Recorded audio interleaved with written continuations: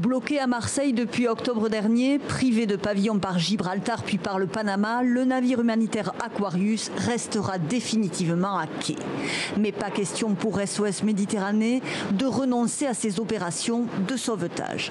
Si on arrive à ne plus parler du problème en enlevant par exemple les bateaux qui sont sur l'eau et en fermant les accès de Turquie et de Libye, si on ne voit plus les migrants, il n'y a plus de problème de migrants. Donc toute la technique, c'est l'évitement. C'est d'arriver à ignorer le problème. Ce qui est terrible parce que pour l'Europe, c'est une faillite historique. Alignés à genoux, mains attachées dans le dos ou sur la tête, encadrés par des policiers munis de boucliers et de matraques. Et puis ce commentaire de l'auteur de la vidéo, pas encore identifié. Voilà une classe qui se tient sage. La scène s'est déroulée hier à Mantes-la-Jolie, à 50 km de Paris. Les commerçants des Champs-Élysées sont priés de ne pas ouvrir samedi, demande la préfecture. Ailleurs, dans la capitale, une douzaine de musées resteront fermés. La Tour Eiffel et l'Arc de Triomphe aussi. Plusieurs théâtres et l'Opéra ont annulé leurs représentations. Paris, ville éteinte.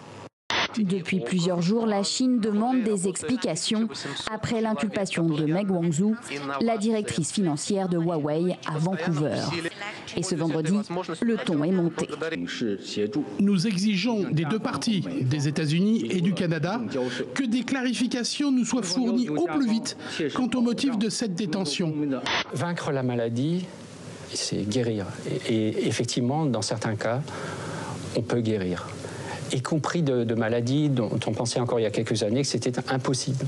C'est une personnalité complexe, mais je dirais que c'est quelqu'un qui était animé par une grande passion pour l'Afrique et surtout pour voir comment dépasser justement la condition actuelle de l'homme dans la situation africaine.